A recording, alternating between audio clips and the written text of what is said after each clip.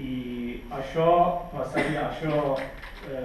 passarà només amb una revolució social. Aquest alliberament serà només possible amb una revolució social. I per realitzar-la tenim el nostre projecte. I aquest projecte incloeix una revolució de mentalitat. Serà revolució de l'alliberament dels nostres ments de la mentalitat patriarcal. I això no és només paraules, no és només propaganda. Això està fet amb els fets i això és per construir una societat diferent. Això està fet a través de construir una societat diferent. Llavors, quan estem davant de la societat que defineix amb les definicions capitalistes binaris de dona i home, estem dient els problemes d'aquest sistema patriarcal no afecta només les dones, però afecta també els homes. Llavors hem de tenir aquest projecte més ampli per canviar aquesta mentalitat de totes les persones de les societats i sabem que tenim aquesta força, tenim aquest poder i hem ensenyat amb els nostres fets també. Llavors estem convençudes que tenim aquest poder per canvi. Yani bu anlamda demokratik konfederal sistem çok büyük bir önemli bir oluşum. Demokratik konfederal sistemi Rojava'da pratikleşmesi, yine kantonal sistemine geçişle birlikte çok önemli gelişmelere imza attık. Yani bugün Kürtlerin Orta Doğu'da oynadığı rol, yani stratejik konumuna gelmesinin esas nedenlerinden birisi ise demokratik konfederal sistem oluşumudur. Yani demokratik konfederal sistem devlet olmadan kendi halkların kendi kendisini yönettiği ve bütün halkların bir arada buluştuğu bir sistem olarak ele alıyoruz. Mesela Rojava'da 3 kantonda, örneğin parlamentoda tutalım ki halk kendi parlamentosunu ve bütün mekanizmalarını oluşturmuştur. Bu mekanizmalar içerisinde sadece bir halk yok. Yani Araplar, Arap halkı, yine Kürt halkı, yine Keldani, Asuri ve birçok halkların bileşkesi olarak bu 3 kantonal sistemde kendilerini örgütlemektedir. Aynı zamanda mesela Kürt kadın hareketinin bu kadar büyümesi, gelişmesiyle birlikte geçmişte örneğin bütün mekanizmalarda %40 kotamız vardı. Yani kendimizi ifade edebilmemiz için. Ama şu an artık biz bunu da aştık. Yani direktmen eş başkanlık sistemine geçtik. Yani eş başkanlık sistemiyle birlikte meclislerde, temsilciliklerde, başkanlık sistemlerinde siyasal, sosyal ve politik ve bir bütün alanlarda kadınlar, erkekler gibi eşit düzeyde temsiliyete kavuştu. Yani kadınlar bu anlamda bütün alanda hakimiyetini kurarak hakimiyet geliştirerek, kendisini güçlendirerek aslında topluma ilk öncelikle öncülük etmektedir. Aslında Kürt hareketinin bu kadar gelişmesi, bu kadar büyümesinin temel nedenlerinden birisi ise kadın eksenli bir mücadele. Yani kadının ön saflarda olduğu ki kadının başarısıyla birlikte biz kendi deneyimlerimizde gördük ki 21. yüzyıldaki bütün devrimlerin çıkış yapabileceği, halkların özgürleşebileceği, faşizme verileceği en büyük mücadelede kadınların mutlak bu mücadelede en büyük yani çok büyük bir rola sahip olmaları olarak görüyoruz.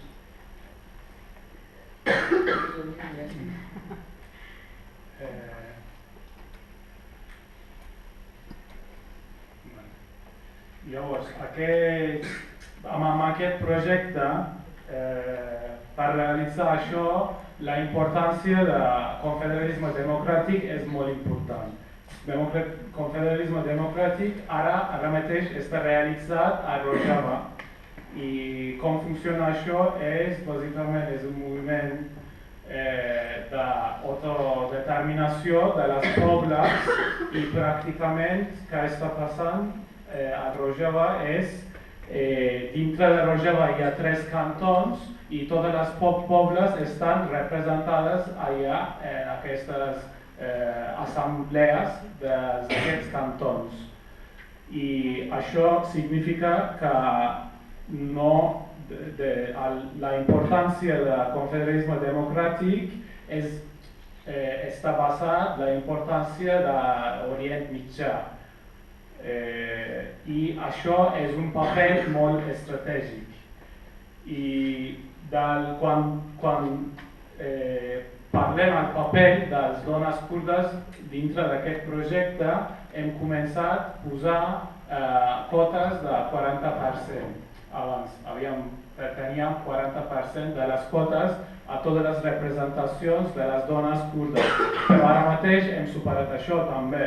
I ara tenim co-lideratge a tots els moviments polítics dels kurds i de les pobles de la Confederació Democràtica, i això significa que les dones tenen el paper de lideratge i tenen el paper de ser una força vanguarda per al canvi democràtic.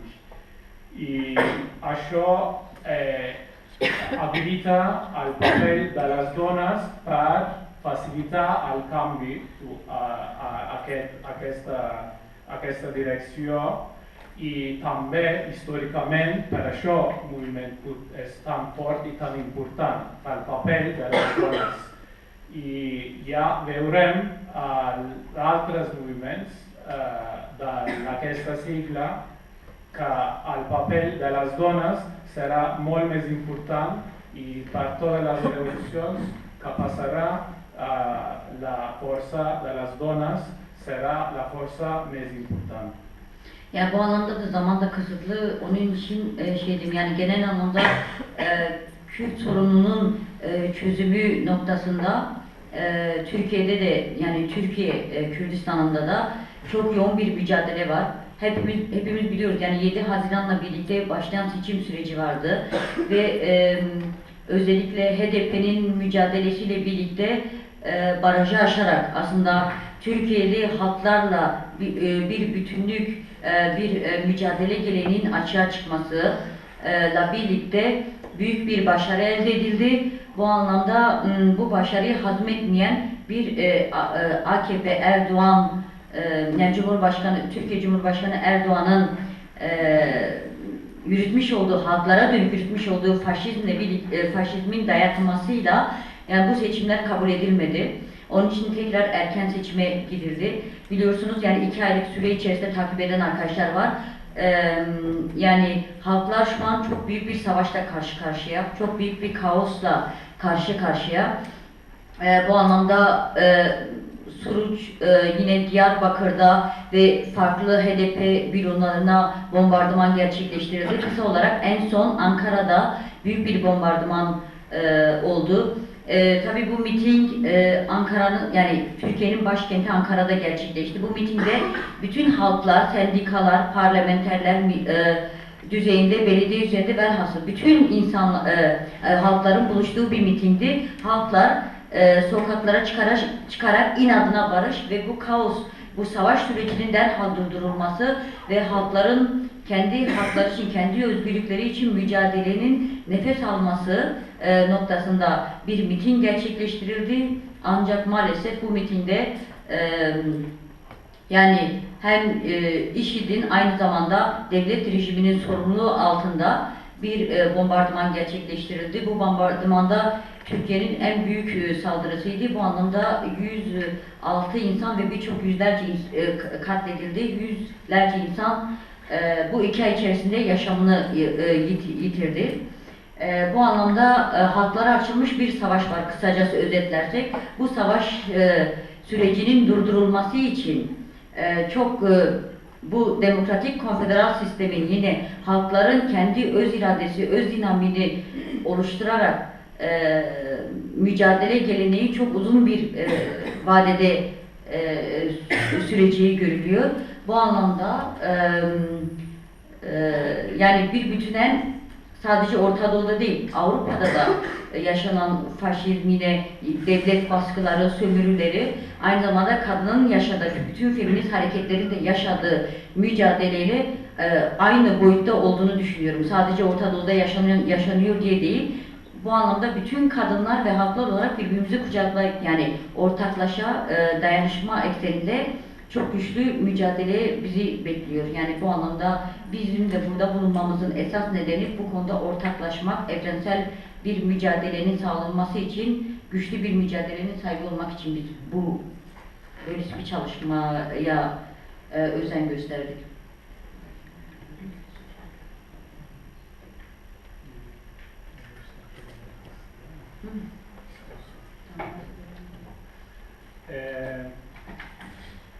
No tenim tant de temps, per això volia entrar una mica en general la situació que està passant a Turquia, de Kurdistan de Turquia, i hi ha la importància de per solucionar el problema kurd a Turquia.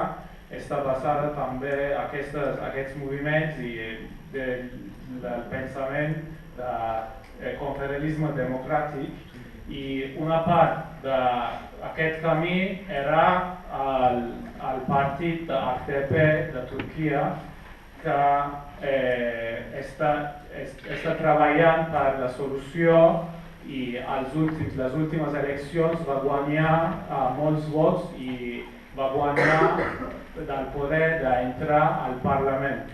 I això no era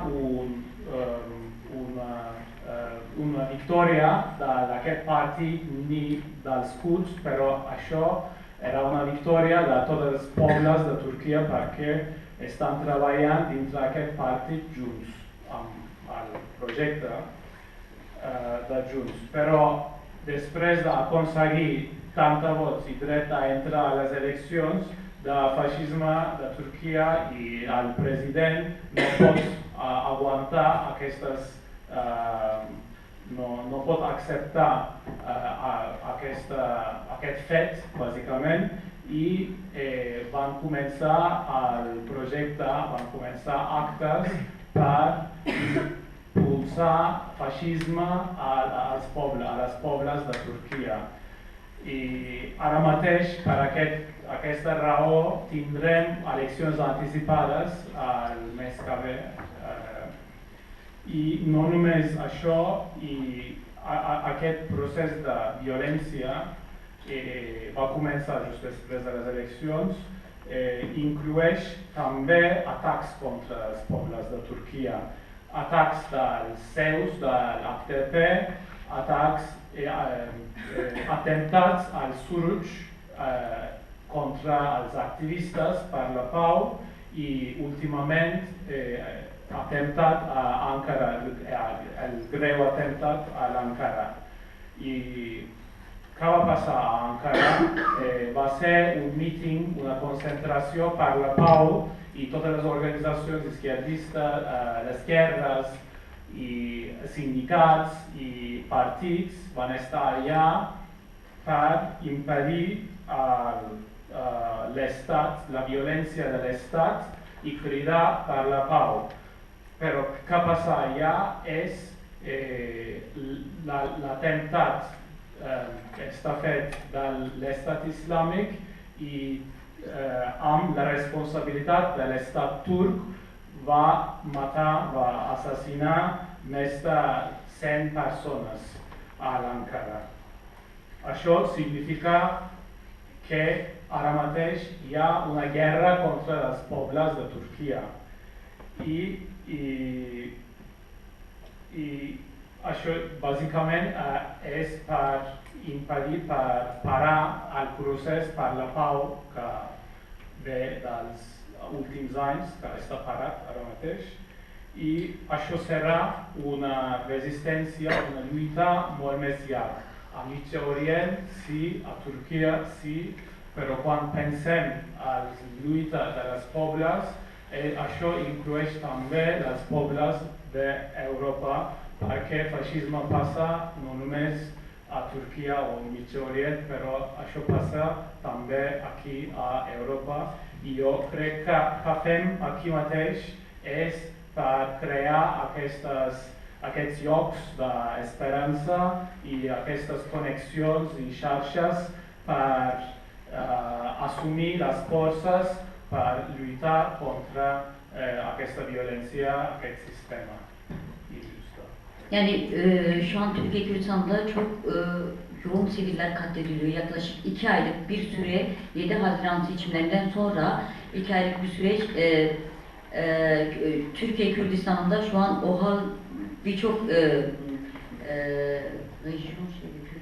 birçok yerlerde, mahallelerde OHAL bölgesi ilan edildi. Halk şu an sokaklara çıkamıyor. Birçok yerlerde devlet tarafından askeri müdahale gerçekleşti. İnsanlar sokağa çıkamıyor.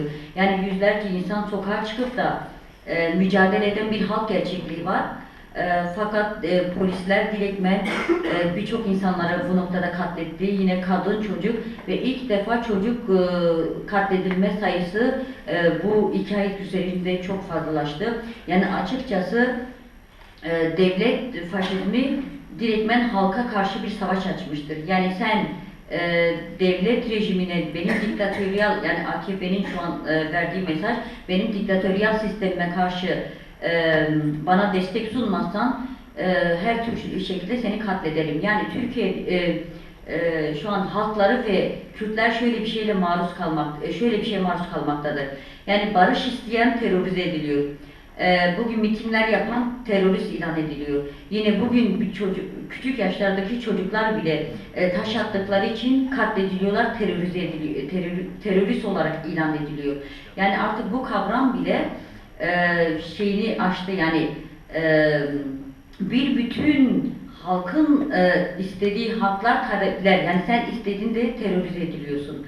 Yani bu anlamda yani şu an çok Türkiye'de 90'lar sürecini yaşadığımız çok kanlı bir süreç yaşıyoruz. Yani çok köklü bir faşizmle karşı karşıyayız. Şimdi Ankara'daki bombardımanda zaten halkın şöyle bir sloganı olmuştur. Biz katilimizi tanıyoruz, katil devlettir. Biz neden böyle bir sonuca varıyoruz? Yani Ankara mitingine baktığımızda Ankara'nın başkenti bütün devlet mekanizmalarına yakın olan 300 metre bile değil. Yani MİT, parlamento benzeri bütün mekanizmaların bulunduğu bir yer. Ve polisin yani ne diyorlar, güvenliği içerisinde hiçbir kuş uçmayacak bir yerdir Ankara. Yani bu anlamda böyle bir katliamın neden yani IŞİD elemanının neden elini kolunu bağlayarak böyle bir katliamı gerçekleştirmesi soru işareti. Aynı zamanda bir insanlar etraf kan gölüne çevrilmiş, birçok insanların et parçaları etrafa yayılmış. Ona rağmen bir saat sonra polis geliyor, direkt halka saldırıyor. Yani yaralı olan kesimlere saldırarak gaz bombası sıkıyor. Aynı zamanda ambulanslara müdahale edilerek ambulanslar 1,5 saat sonra geliyor. Bunun dışında yani sorulacak bir soru var. Yani böyle bir bombardıman, çok organize bir bombardıman, tamamıyla bir devlet faşizminin yani şu veya bu şekilde zan altına kaldığı bir faşizmi yaklaşımla karşı karşıya. Yani kısacası şunu demek istiyorum. Yani hem Suriye Kürdistan'ında hem Türkiye Kürdistan'ında yani hem de İran ve Irak Kürdistan'ında da insanlar bu sefer artık savaşlar askeri boyuttan çıkmış, tamamıyla halklara, tamamıyla sivillerin katliamına, katledilmesine kadar ulaşmış düzeydedir. Şimdi bu şekilde bizim de Kürtler olarak, yani hem uluslararası alanda bütün işte genç hareketlerden, yine kadın hareketlerden, feministlerden mücadeleyi ortaklaşmaya çağırıyoruz birçok yerde. Bu önemli çünkü bu hepimizin sorunu. Yani bir halkın katledilmesini kimse kabul edilecek bir durum değildir. Yani bu anlamda bütün halkların ortaklaşmasıyla biz kapitalist sistemin pervasızca saldırılarına karşı cevap olacağımızı düşünüyoruz. Bunu da kadının özgürlüğünden, tekrardan vurguluyorum, kadın özgürlüğünden geçtiğini düşünüyorum. Çünkü biz şuna inanıyoruz. 21. yüzyıl kadın yüzyılı olacaktır. Kadın bakış açısıyla bizim ataerkilin her tür alanın her yerinde kuşatmasına karşı ve düşüncelerimizi el atması, yani teslim aldığı düşüncelerimizi tamamıyla arındırarak özgürlük mücadelesine, hem kadın erkek arasında özgürlük, yine toplumsal özgürlük, bütün genel özgürlükleri sağlayabileceğimizi düşünüyorum. Bu anlamda da Kürt Özgürlük Hareketi, özellikle Kürt Kadın Hareketi'nin mücadelesi bütün halkların, bütün kadınların kaderinin değişmesi için bir mücadele içerisindedir. Bu anlamda bir örnek mücadele olduğumuzu düşünerekten kısacası bu şekilde tamamlayalım diye düşünüyorum. Varsa arkadaşların soruları o noktada tamamlayabiliriz. Çünkü zaman kısıtlı sanırım.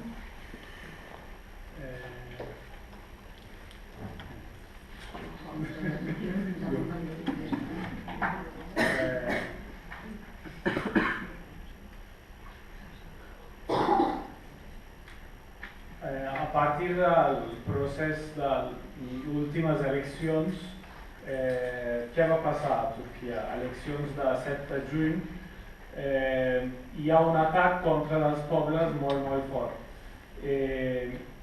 I totes les zones diferents a Kurdistan estan a estat de l'emergència, i això significa toc de queda i la gent no pot sortir al carrer, i a més l'exèrcit o la policia està atacant a les zones urbanes, bàsicament. I què passa és que la gent està morint allà. La gent significa els pobles i la població, els ciutadans, hi ha molts morts. I això significa que és una massacre contra els pobles. I aquest és un fet del sistema dictatorial d'Erdogan específicament i de l'Estat, i això és un missatge que tot qui està a contra del meu sistema dictatorial estarà assassinada. I a més, pels pobles, la part de les pobles, quan exigim algun dret, això està definit com ser terroristes. Llavors, qualsevol exigència dels drets, sigui de drets d'identitat o drets de democràcia, està declarat com un fet terrorista. I ara mateix estem vivint un temps que estan semblant a 90 a Turquia, que era bàsicament una lluita, una guerra dintre del país, i això és semblant que estava passant. I mirem què va passar a Ankara, i la definició està allà. La resposta és que la gent, els manifestants d'Ankara, què deien ells? Ells deien que nosaltres coneixem el nostre assassí. El nostre assassí és l'Estat. Llavors, això és que va passar. I com va això? Per què diuen això? I l'atemptat d'Ankara es va passar a Ankara, evidentment, és el capital de l'Ankara, que és una zona més segura del país. No només que és capital, perquè la zona de l'atemptat va passar en una zona molt centralitzada, que és bàsicament 300 metres, té 300 metres de distància a totes les funcions de l'Estat. Llavors, totes les institucions de l'intel·ligència i ministeris estan allà, bàsicament. I com és possible que un estat com Turquia no pot protegir els seus ciutadans, i no només això, no només per deixar que l'estat islàmic pot actuar, i a més, després d'aquest fet, d'aquest atemptat, la policia va venir a la plaça per atacar la gent que estava intentant ajudar als ferits. Van atacar, van disparar amb gasos lacrimogèns, causant més ferits, i van parar, van bloquejar els carrers que les ambulàncies no poden arribar a aquesta zona. I això es va passar que al final les ambulàncies poden arribar allà per ajudar després d'una hora i mitja. Llavors, sigui que sigui, aquest fet, l'Estat és responsable. El responsable és l'Estat, directe o indirecte. I això significaria, això és un feixisme implicada de l'Estat. I per resumir tot més o menys, què està passant ara mateix a Síria, Turquia i també a Iraq i Iran, és una guerra contra els pobles. Això és un nivell totalment diferent. No és ara mateix un exèrcit contra un exèrcit, però ara